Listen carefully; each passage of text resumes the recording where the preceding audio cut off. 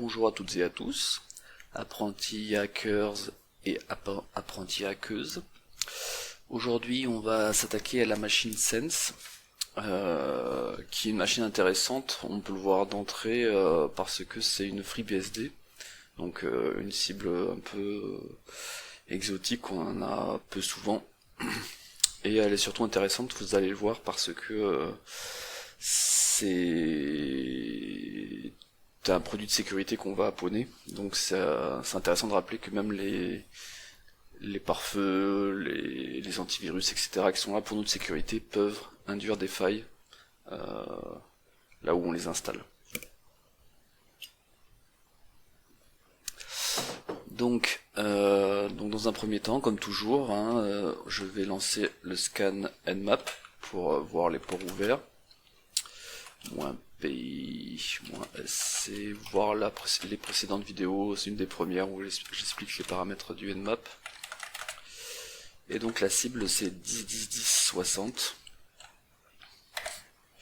Et pendant que le scan tourne, je vais en parler un peu je vais en profiter un peu pour parler de FreeBSD. Alors FreeBSD c'est donc un OS, on peut regarder d'ailleurs ce que raconte Wikipédia à ce sujet. Donc un Unix on va dire, donc pas tout à fait Linux mais quand même pas loin, puisqu'il est il hérite du BSD, d'où le BSD dans son nom, et il a une réputation qui a passé les âges on va dire, d'être un OS très sécurisé, plus que la moyenne. Donc on va voir ici que même les OS les plus sécurisés peuvent avoir des failles évidemment. C'est un OS open source, on en parlera peut-être un peu après.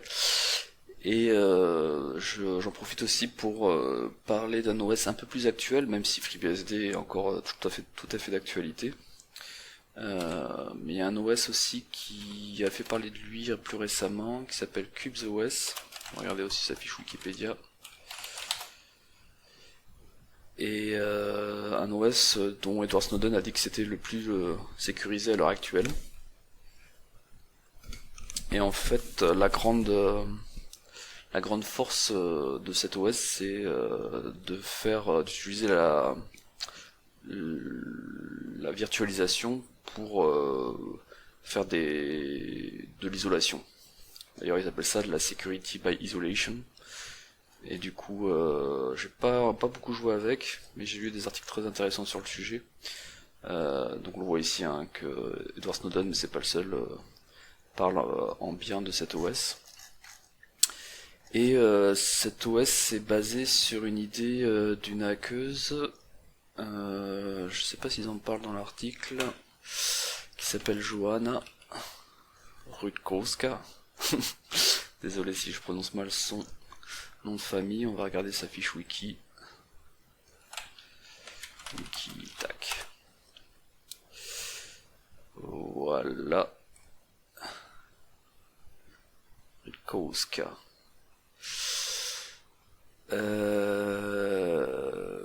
Donc voilà, qui est une des fondatrices, je crois qu'ils sont deux, de CubeOS, et qui est une hackeuse intéressante qui a fait pas mal de conférences sur ce sujet et sur d'autres. Alors, est-ce que le scan Nmap est fini? Toujours pas. Du coup, je vais embrayer sur un deuxième point, oui, sur l'open source. Donc l'open source, c'est sujet à débat depuis que ça existe. Moi j'ai encore pas mal de clients qui me disent que l'open source c'est nul parce que c'est gratuit. Alors, il y a pas mal de choses à dire. Les deux arguments qui reviennent du coup contre l'open source, c'est un, que c'est gratuit, donc ça peut pas être bien, et deux, que il y a plus de vulnes sur l'open source que sur les produits de monde fermé. Alors comme c'est un sujet à vaste débat, je vais la faire courte. Les deux contre-arguments qu'on peut opposer à ça, c'est concernant les vulnes. Déjà, comparer le nombre de vulnes, c'est pas forcément pertinent. Peut-être que ce qui est plus pertinent, c'est comparer le nombre d'exploits associés aux vulnes et surtout d'exploits critiques. puisque une vulne avec d'exploit, pardon, un exploit critique vaut combien d'exploits bas, c'est un débat. Deuxième point, c'est est-ce que les produits open source n'ont pas plus d'audit que les produits de monde fermé, puisque par définition c'est plus simple d'auditer un produit open source. Et enfin, l'open source, comme son nom l'indique, n'importe qui peut voir le code source, donc la sécurité est forcément meilleure, puisqu'elle ne peut pas fonctionner par obscurité, n'importe qui a accès au code source, donc il faut que le code source soit propre, alors que les mondes fermés peuvent essayer de faire de la sécurité avec de l'obscurité, comme on dit, security by obscurity. Donc j'en profite pour montrer un article sur le fait que les mondes fermés n'aiment pas toujours les audits et les chercheurs en sécurité. Et donc il y a un article de la CSO d'Oracle, ou du CSO d'Oracle, qui illustre bien ça. Voilà, c'est celui-là. Voilà, en gros, ils disent qu'il faut pas faire de reverse engineering sur leur code. Donc ça montre à quel point ils sont une frange des produits des mondes fermés sont contre les audits de sécurité, puisqu'ils veulent pas que l'on vérifie si la sécurité est bien implémentée dans leurs produits. Et enfin, pour finir, je disais que le deuxième argument qui vient souvent sur l'open source, enfin contre l'open source, c'est le fait que c'est gratuit, donc c'est pas bien. Faut rappeler que ce n'est pas gratuit, hein. Quand on implémente de l'open source en société, par définition, il faut des gens qualifiés, associés, sinon ça marche pas, hein. Et donc du coup, ces gens, il faut les payer, donc c'est pas gratuit. Et peut-être qu'il vaut mieux payer des gens dans sa société plus chers, mais qui utilisent des produits open source, que d'utiliser des produits fermés et de payer des administrateurs et des administratrices moins chers. Mais ça aussi, c'est un autre débat. Voilà, donc je vous laisserai creuser par vous-même ce débat qui a une longue histoire et qui va sûrement continuer encore longtemps. Et on va s'attaquer donc à ce produit open source, qui a d'ailleurs, comme on le voit ici, 2 ports ouverts et light HTTPD. Et lui aussi, évidemment, puisque FreeBSD est open source dans son intégralité, donc ça utilise que des produits open source, et Light HTTPD est aussi open source comme serveur web. Très bien, donc vu qu'on a que 2 ports, bah évidemment on va essayer d'attaquer la machine avec ces 2 ports. Donc on va se connecter dans un premier temps pour voir à quoi ça ressemble. Le port 80. Ça redirige directement sur le port 443. Ça me dit qu'il y a un risque, probablement parce que j'ai pas le certificat dans mon magasin. C'est probablement un certificat auto-signé. Pas de souci, j'accepte le risque. Et je tombe sur une interface pfSense. Donc pfSense, c'est un pare-feu de sécurité donc sur FreeBSD qui lui aussi a un long historique. Et qui est encore tout à fait d'actualité, puisque même dans ma boîte on l'utilise. Alors une fois qu'on voit ça, on se dit quels sont les logins par défaut de pfSense. Default user password. The default for pfSense are username admin, mot de passe pfSense. Alors j'essaye ça, admin pfSense tout en minuscule, pfSense tout en minuscule. Don't save, username or password incorrect. Bon, ça se tente, hein, on sait jamais, ça aurait pu passer. Ça ne passe pas. Alors la seconde chose qu'on peut faire, c'est de faire de l'énumération de directory web. On en a fait dans plusieurs vidéos précédentes. On a utilisé Dirbuster, Dirb, et c'est tout, je n'en ai pas utilisé un troisième, je sais plus de tête. En tout cas, aujourd'hui, je vais utiliser celui-là que j'utilise souvent, en plus de Burp, hein, c'est GoBuster. Ça va changer un peu par rapport aux vidéos précédentes. Alors pourquoi j'utilise souvent GoBuster? Parce que lui gère les codes retour HTTP, parce qu'il bombarde assez vite, et qu'il a pas mal d'options intéressantes. Donc GoBuster, c'est bon, je l'ai installé, il a plusieurs paramètres. Le premier, on va faire un -l pour vous montrer un peu. Dans un premier temps, il faut dire ce qu'on veut faire entre dir DNS ou vhost. Donc nous on a déjà nous on va faire de l'énumération de directory web, donc c'est dir. Ensuite, il faut lui spécifier la word list à utiliser. Alors la word list, j'en avais déjà parlé précédemment, mais genre si vous mettez une majuscule et que ça marche pas, ça veut dire que c'est case sensitive. Donc il faut mettre une word list qui n'est pas en lowercase. Donc je vais utiliser la word list user share word list dirbuster directory list 2.3 medium, et donc pas la lowercase puisque ça gère pas la casse, donc il faut celle où il y a les deux casses. Ensuite il faut mettre la cible avec c'est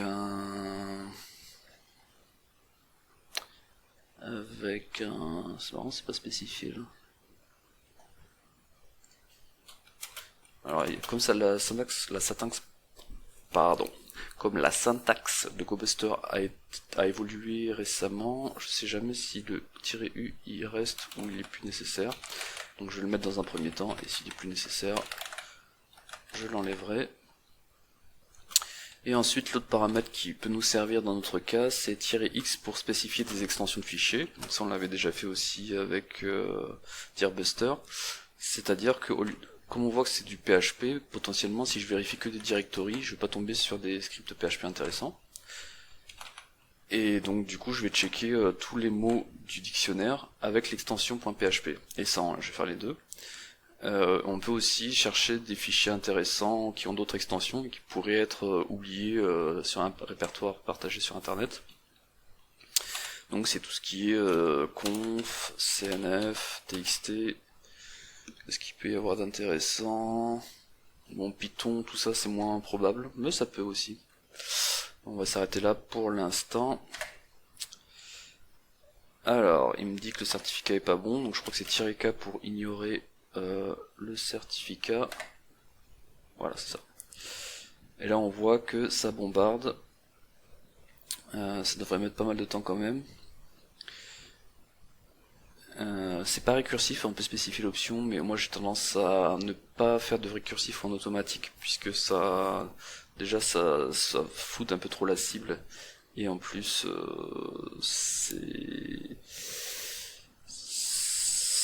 vaut mieux, moi je préfère en tout cas y aller point par point. Quand je trouve des trucs, c'est moi qui creuse la directory que je veux, et je lance pas automatiquement à creuser toutes les directories, puisque c'est vite le bordel, surtout qu'il y a un paquet de directories.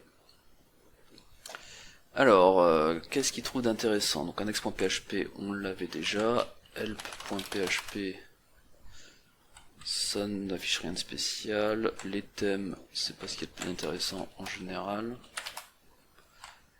Not found. Il doit y avoir une redirection qui envoie sur... Ah oui, 301, c'est redirection sur des not found. Stats.php, ça renvoie à la racine. On a l'impression que tous les PHP renvoient à la racine, puisqu'on doit être probablement authentifié pour pouvoir les exécuter. Includes, pas mieux, je vais le mettre à droite comme ça évite de faire à chaque fois alt tabulation. Licence.php, ça renvoie à la racine. System.php, on trouve un paquet d'idons. Ça renvoie à la racine. Status.php, page d'attente. JavaScript, not found. Changelog, c'est un point texte, ça change un peu. Changelog, donc là c'est sûr qu'on devrait voir le contenu. Yes. Security changelog. There was a failure in updating the firewall. Manual patching is therefore required. 2 of 3 vulnerabilities have been patched. The remaining patches will be installed during the next maintenance window. Donc ça c'est tout à fait intéressant, puisque ça veut dire qu'en effet le pare-feu n'est pas patché, enfin il lui manque au moins un patch. Donc si c'est un patch de sécurité, on va peut-être avoir un exploit qu'on peut utiliser. Le suspense est à son comble. Ensuite, changelog classes, intéressant. Exec.php, intéressant. Widgets, Rien d'intéressant. Graph. Si je rate le P, ça marche moins bien. Tree. Oh tiens. Silverstripe Tree Control.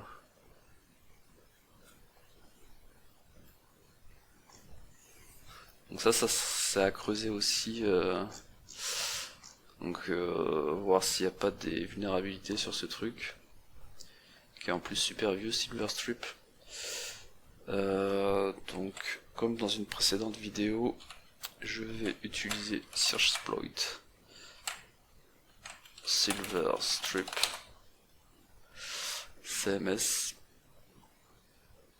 Il y a l'air d'avoir des choses, donc à garder de côté, ça peut être à creuser aussi. Ensuite, wizard.php, pas intéressant. J'en suis où? Shortcuts. Pas intéressant. pkg.php. Pas intéressant pour l'instant, hein. Ça pourrait devenir intéressant plus tard. Installeur, ça renvoie sur installeur, tiens c'est marrant. Wizard avec un S ce coup-ci. Pas intéressant. xml.rpc.php. Ça peut être intéressant. Donc tout ça, ça a rajouté dans votre note, hein, tous les trucs que vous creusez pas mais que vous pensez creuser plus tard, faut évidemment l'ajouter à votre to-do list. Donc pendant qu'il continue de chercher, j'en profite aussi de faire un petit point aparté sur le pfSense, enfin sur les équipements de sécurité en général. J'ai donc, pour ceux qui se demandent si dans la vraie vie ça existe, les failles sur ce genre d'équipement aujourd'hui, parce que celle-là, pfSense qu'on va utiliser aujourd'hui, elle est un peu ancienne. Et ben du coup moi j'ai un exemple en mission où j'ai pu prendre la main chez un client et devenir domaine admin grâce à une faille sur son Fortinet. Donc en gros la faille du Fortinet c'était une LFI qui permettait d'afficher le fichier de conf du Fortinet, et dans le fichier de conf il y avait un login mot de passe donc qui apparaissait, donc j'ai pu les utiliser pour me connecter au VPN. Et ce VPN était en plus pas filtré, donc j'avais accès à l'intégralité des machines du client à travers ce VPN. Donc voilà, ça c'est juste pour donner un exemple de mission dans la vraie vie où il y a ce genre de problématique sur des équipements de sécurité Firewall VPN.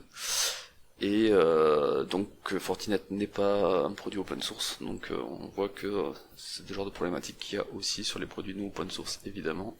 C'est pas parce que vous avez un code fermé que vous n'avez pas de faille à exploiter. Bon, je propose en attendant que le GoBuster finisse, de regarder un peu exploit.db. Donc quand j'ai fait... alors pourquoi il ne veut pas grossir? Ah oui. Quand j'ai fait ici Searchsploit, il est là.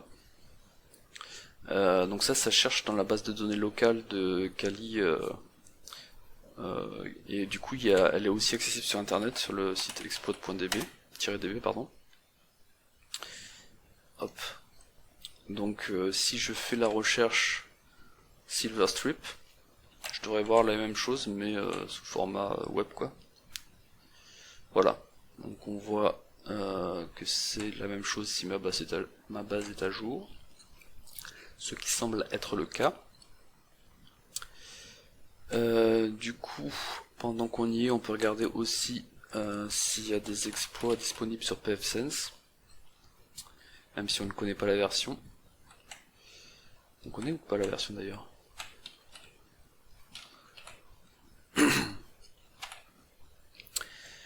Alors, je regarde dans le code source, voir si par hasard la version est dévoilée quelque part.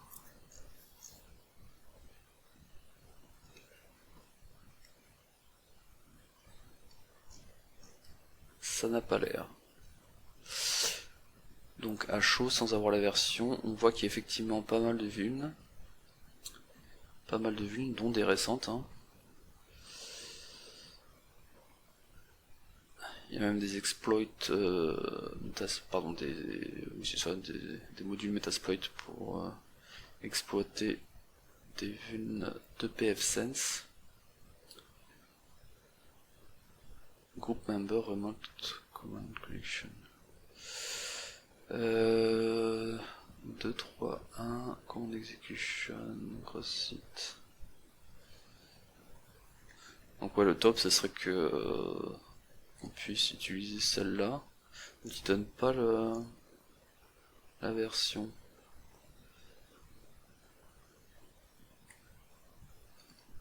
Verify token 226 and 23.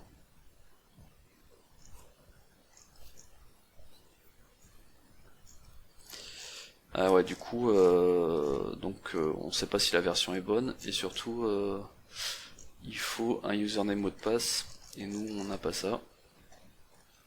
Donc on peut pas l'essayer. Et je pense que celui-là, c'est la même chose, c'est juste que c'est pas le module Metasploit.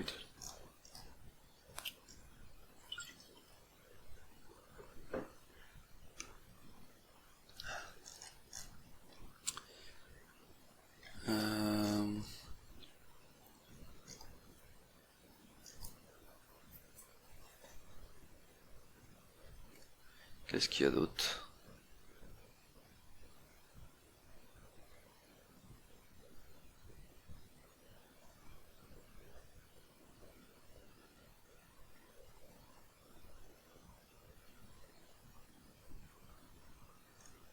Deux, un, 4.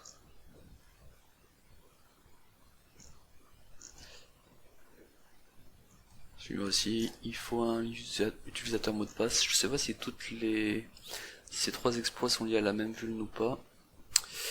Mais en tout cas, il faut toujours un mot de passe. Ah ouais, dis donc, ça là, c'est bien plus ancien. Pourtant, là, c'est marrant, c'est plus récent. En date. Mais pas en version. Ok, bon.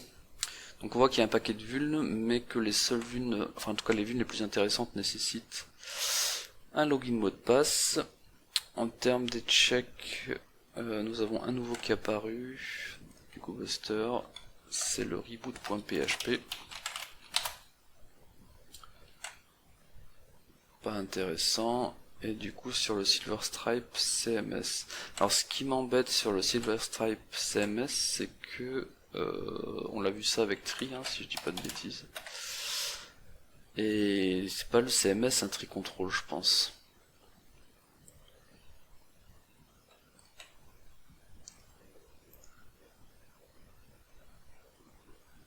On va aller voir sur le site web ce que c'est ce truc. Page not full, super. C'est tellement vieux que c'est pas plus supporté.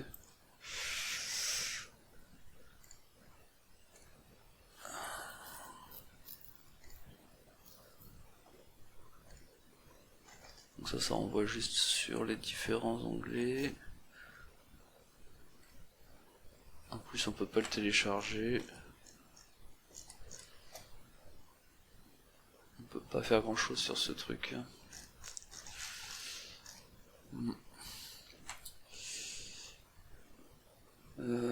Interface.php, un nouveau interface.php, pas mieux. Du coup, je propose de faire une pause dans la vidéo en attendant la fin du GoBuster, puisque la meilleure piste semble être quand même les exploits pfSense, mais ça nécessite d'être authentifié. Donc on pourrait essayer un brute force, mais il est probable, la plupart des pare-feux ont quand même des systèmes de anti-brute force, c'est-à-dire qu'au bout de 10 tentatives, eh ben, il y a un timeout, et du coup bon courage pour faire du brute force. Qu'est-ce qu'il pourrait y avoir d'autre? On a vu sur les ports, il y avait que 2 ports ouverts, donc ça c'est pas... C'est sûr qu'il n'y a rien d'autre d'exploitable. On n'a pas fait le scan UDP, ça pourrait être une autre piste. Donc en attendant, je peux vous le montrer, hein, scan UDP, ça consiste à faire -SU, -V si vous êtes pressé, et on va faire sur tous les ports, 10, 60. Oui, il faut être root pour faire ça.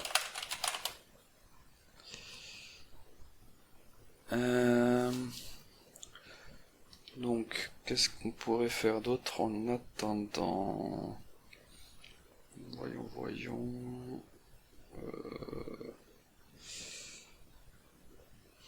Je vais réfléchir en attendant. Hop. Oui, du coup, ce qu'on peut faire aussi, c'est tout ce qui est scan de vuln web, ou pas web d'ailleurs, donc Nessus, Nexpose, ou peu importe le scan de vuln que vous avez, ou Nikto en open source, Acunetix, Burp, etc. On a un nouveau répertoire qui est sorti, qui est CSRF, mais pas trop intéressant. Le scan Nmap est toujours en cours, ça ne donne rien. Donc la meilleure piste reste quand même ce fichier texte qui nous disait qu'on a un patch qui n'est pas installé sur le pfSense, mais malheureusement tous les exploits pfSense intéressants nécessitent d'être authentifiés, donc tant qu'on n'est pas authentifié, on a un problème. Du coup, je vais lancer un Nikto en attendant. Nikto-help. On va le faire sur le port 80 ou 443.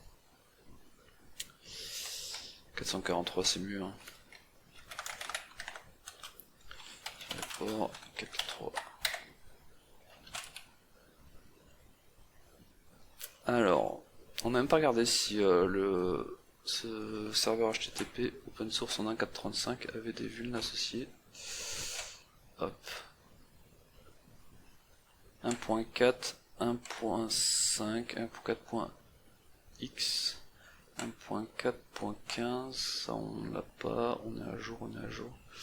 Denial of service, c'est pas ce qui nous intéresse, nous on veut récupérer les flags, c'est-à-dire devenir route de la machine pour afficher le flag route. Donc ce n'est pas avec du denial of service qu'on va pouvoir faire ça. Et après on a potentiellement celui-là, mais on s'en fout, c'est du DOS, et celui-là, remote, c'est quoi?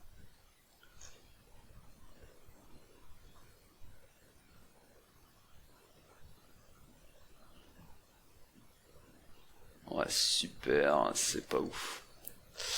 C'est pas ouf. Ensuite, que nous dit Nikto?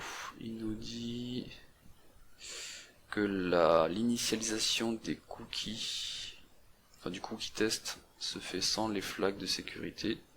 Je pense qu'on s'en fout. Qu'il n'y a pas la protection XXSS Protection Either, on s'en fout un peu. Qu'il utilise pas le Strictest Transport Security HTTP Header, donc ça c'est des headers HTTP de sécurité que je vais pas vous détailler là, je ferai ça peut-être dans une prochaine vidéo. Expect-CT, c'est lié au Certificate Transparency. X-Content Type Option n'est pas défini sur le petit mime. No CG Common Gateway Interface Directories Found. Ok, multiple index file found. Ah ouais tiens. Index.html. Ah terrible.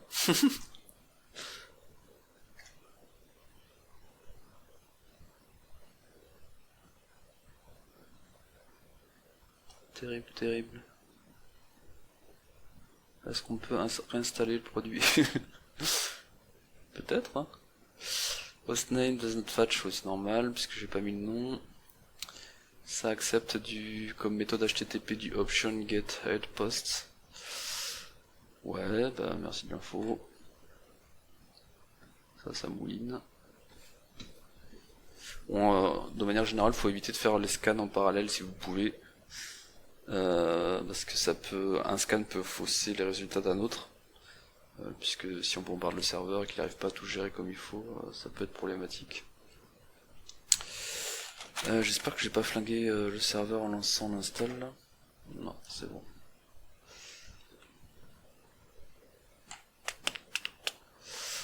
Bon, mais il nous reste plus qu'à attendre, 3 scans en cours là, on va pas monter à plus. Ce serait vraiment pas bien. Alors là on voit qu'il y a quelques erreurs qui apparaissent. Bon, ça peut arriver, hein. Peut-être que c'est juste que le serveur a un moment de flood. Je vérifie quand même qu'il est toujours joignable. Ouais, ça a l'air d'aller. Donc quand vous avez juste quelques fois cette erreur, c'est pas très grave, mais si vous voyez que ça se produit trop souvent, il faut baisser le nombre de threads. Donc de mémoire dans GoBuster, c'est -t thread. Par défaut il en met 10, donc si vous voyez que le serveur tient pas la charge, il faut baisser. Mais je crois pas qu'on puisse le faire en live, hein, sur GoBuster, alors qu'on peut le faire en live sur Purple Pro. Sinon pas de nouveau des deux autres côtés, donc on continue d'attendre que ces 3 scans avancent. Alors nous avons un nouveau fichier TXT qui a été trouvé, et du coup vu son nom c'est prometteur, surtout qu'on a trouvé un premier fichier texte qui nous donnait quand même une information super intéressante. Donc ça laisse à penser que l'administrateur ou l'administratrice n'a pas bien fait attention au fichier qui est exposé sur internet. Voyons voir son contenu. Support ticket, please rate the following user, username root, password company defaults. Donc on a tout de suite envie évidemment de tester. Je vais revenir sur l'index.php. L'utilisateur root et mot de passe company defaults. Alors soit c'est ça le mot de passe, mais j'y crois pas trop. À mon avis, ce qu'ils veulent dire, c'est que c'est le mot de passe par défaut de la compagnie. Alors est-ce qu'ils veulent dire de leur compagnie à eux, ou est-ce qu'ils veulent dire du pfSense? Vu qu'on connaît pas le mot de passe par défaut de leur compagnie à eux, on va essayer le mot de passe par défaut de pfSense, qui est pfSense. Ce n'est pas ça. Bah alors, c'était bien ça, j'ai déjà oublié pfSense, user password default. Username admin, password pfSense.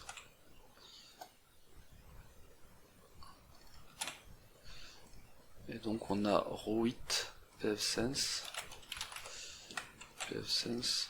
Non, c'est vraiment pas ça. Après on peut essayer avec en changeant la casse, parce que ça prend en compte la casse. Oui, c'était bien ça. L'utilisateur root a pas changé le mot de passe par défaut. Quelle erreur! Donc on tombe sur l'interface d'administration du pfSense. Donc une vieille interface, aujourd'hui ressemble pas à ça, mais la version est en effet pas nouvelle, 2.1.3. Donc si on retourne sur les vulnes qu'on avait vues sur pfSense, il y en a du coup plusieurs qui peuvent s'appliquer. Celle-là, en théorie, elle doit passer, puisqu'on a dit que c'était inférieur à 2.3. machin. Mais histoire de changer un peu, parce que je vous ai souvent montré Metasploit, et parfois vous n'aurez pas d'exploit Metasploit, mais que des exploits Python, on va plutôt partir sur celle-là. En plus, Metasploit, on voit que l'exploit a été testé sur du 2.2, mais pas sur du 2.1. Donc nous, sur 2.1.3, ça se trouve, ça n'a pas marché. Alors que là, on voit que l'exploit s'applique à toutes les versions avant 2.1.4, et comme on est juste avant 2.1.4, celle-là va probablement fonctionner.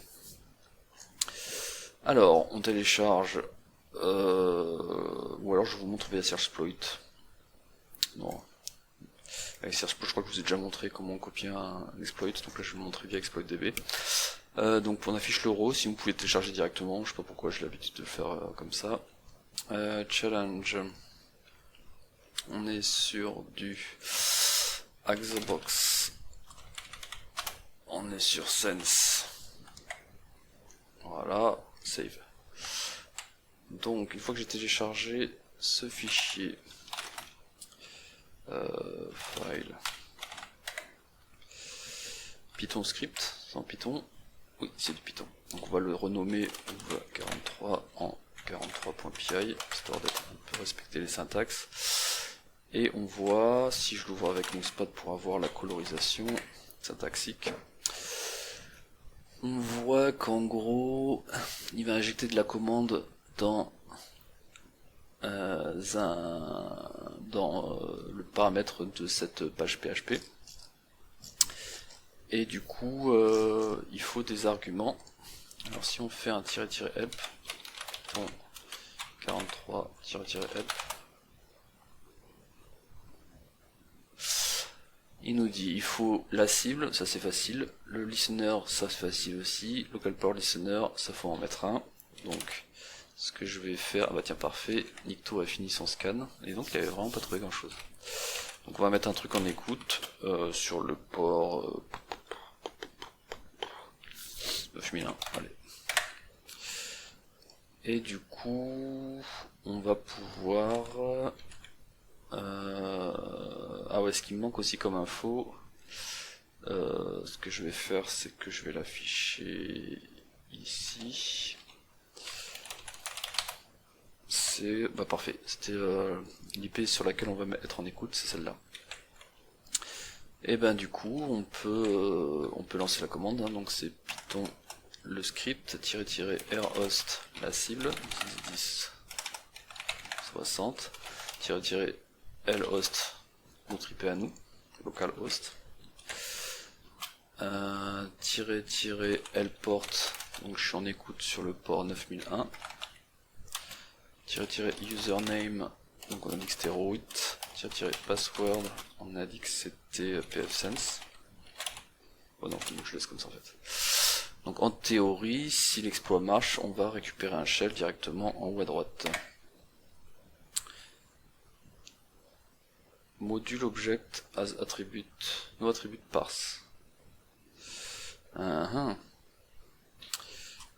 qu'est-ce qui peut générer ce problème? J'ai bien envie d'essayer avec Python 3, parce que je suis pas sûr d'être en Python 3 par défaut. Pour le vérifier, il suffit de faire Python-v. On voit qu'en effet on est en Python 2 par défaut. Qu'est-ce qu'en Python 3? C'est mieux. Ah, c'est mieux. Et on voit qu'on a récupéré un shell qui est directement root. Donc échec et mat, on gagne d'un coup, un peu comme avec Eternal Blue sur Windows. Il nous reste plus qu'à afficher les flags, donc on va dans /home, on a bien un répertoire root, on a bien le user.txt, pour changer un peu je vais l'afficher comme ça,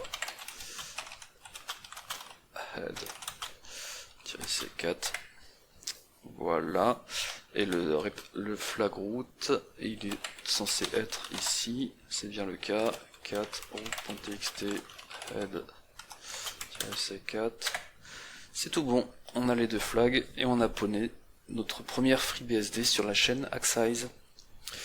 Donc n'hésitez pas à laisser un commentaire, hein, surtout si vous êtes une hackeuse ou une apprentie hackeuse. La chaîne a été principalement créée pour vous, donc si vous avez des remarques à faire pour l'améliorer, nous sommes tout à fait preneurs et preneuses. Et du coup, il me reste plus qu'à vous souhaiter une bonne semaine. Et à la semaine prochaine pour une nouvelle vidéo pour faire un pas de plus vers le niveau hacking de Lisbeth Salander.